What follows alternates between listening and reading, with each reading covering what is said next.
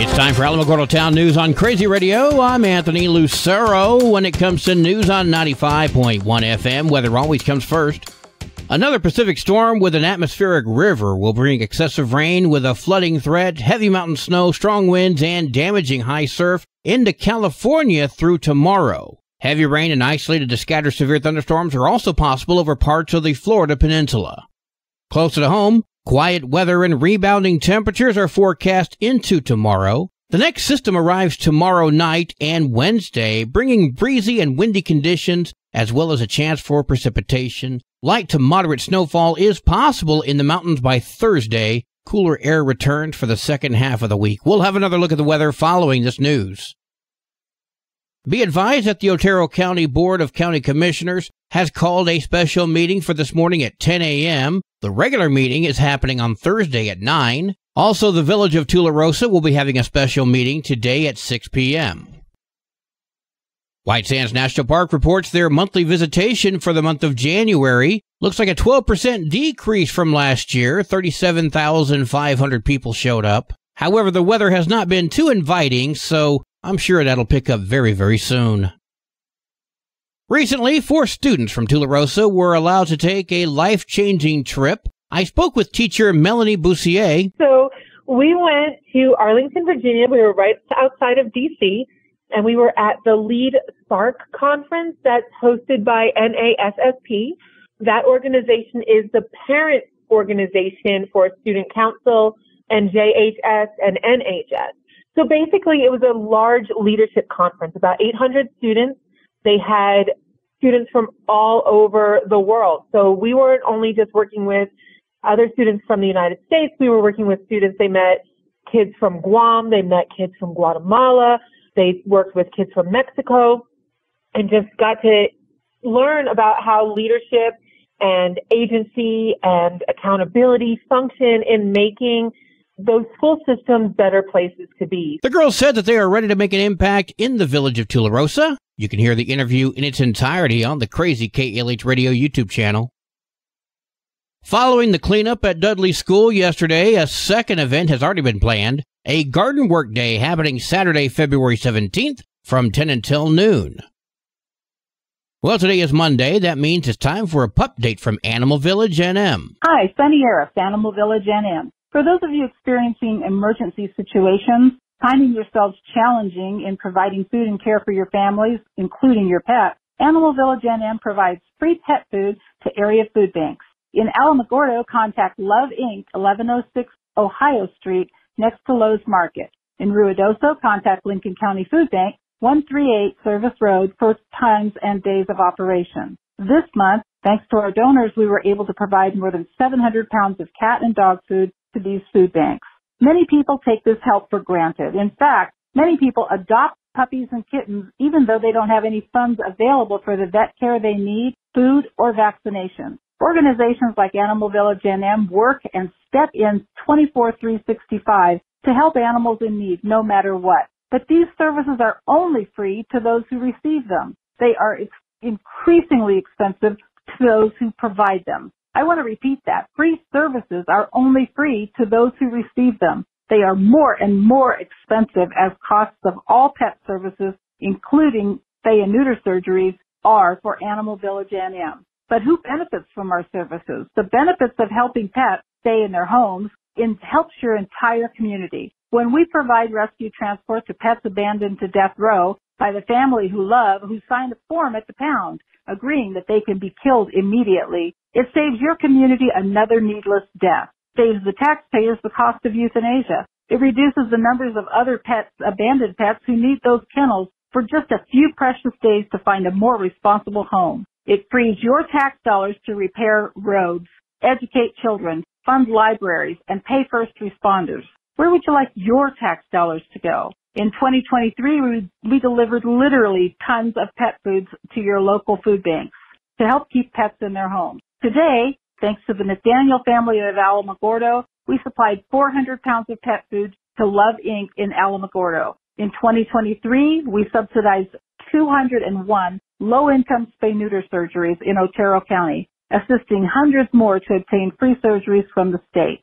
The bottom line is that for you to enjoy a more compassionate, loving, and cost-effective community, you as part of the community have to do your part. Make more help possible for pets suffering in your community. Be a more responsible community by taking responsible action today. Become a monthly sponsor today on our website, animalvillagenm.org. Donate shoes at First Savings Bank or our collection box by the ATM at White Sands Mall. Remember, make it better for your community. Do your part today. News from around the state in just a moment. This is Alamogordo Town News on Crazy Radio. I'm Anthony Lucero. Local news from local perspectives from local voices. AlamogordoTownNews.com. Local sports, local events, and local happenings, and more.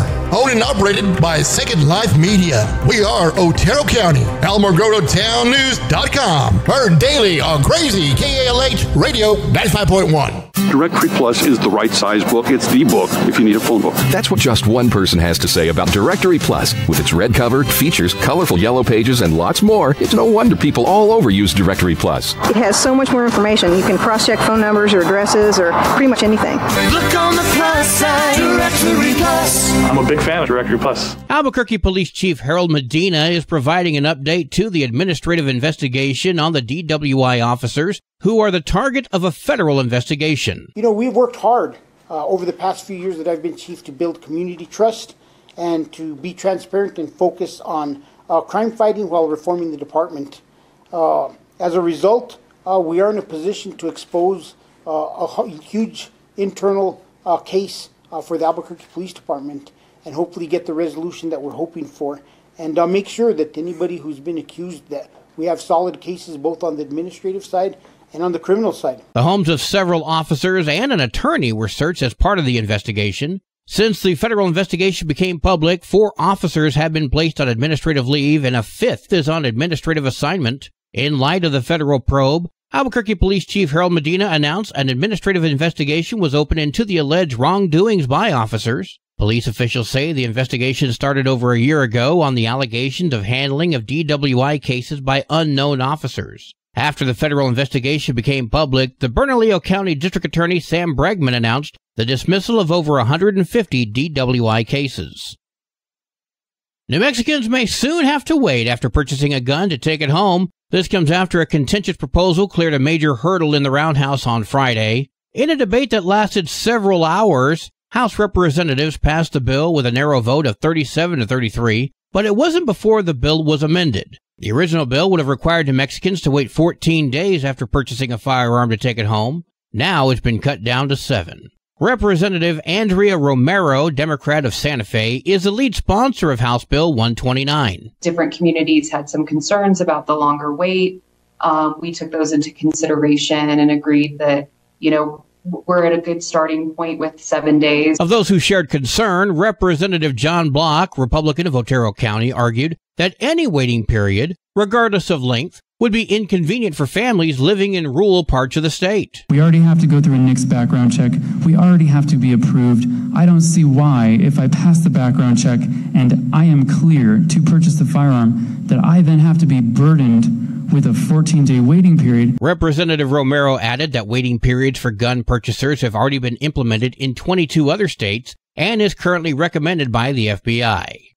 Representative Stephanie Lord joined dozens of demonstrators on Saturday afternoon at the Roundhouse speaking out against this bill. They don't care about our rights as citizens, that we want to be able to defend ourselves. The bill will now go to the state Senate for debate. If passed there, it will go to the governor's desk. A bill providing funding for trauma training for the Children, Youth, and Families Department is making its way through the Roundhouse. Senate Bill 240, introduced by Senator Saya Correa-Hemphill, was passed by the Health and Public Affairs Committee on Saturday. The bill would pay for training for CYFD staff and foster families to do trauma-informed training. That bill passed 7-0 and will head to the Senate Finance Committee.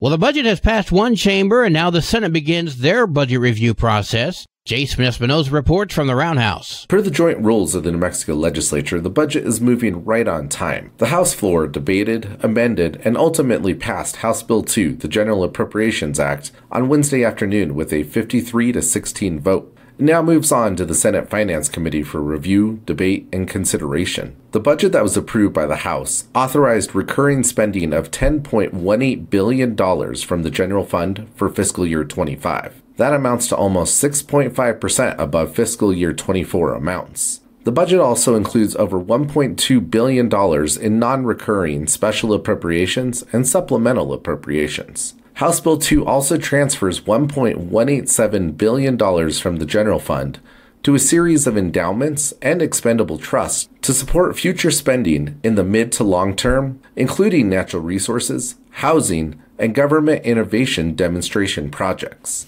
According to the Fiscal Impact Report, the House Bill 2 builds on the work of the Legislative Finance Committee that focuses investments on evidence-based strategies to improve outcomes for New Mexicans, particularly those that invest in building the state's human capital with the goal of producing higher personal per capita income. House Bill 2 invests about $100 million to develop the state's workforce through career technical education, industry-recognized certificate programs, and trades and apprenticeships. For the New Mexico News Network, I'm Jason Espinoza. A non-binary teacher, looks to be female to me, recently shared online the stresses to be faced at a new teaching job. Have a listen. Starting a new job on Monday, and it's a teaching job, so the kids are going to call me either Mr. or Mrs. Jamie. It depends on what I want, but I, as a non-binary being, I don't know what to pick. I feel like Mrs. would be easier for the kids, but Mr. makes me feel better, but I also kind of want to try mix, but I don't know if the kids can do that. I don't. And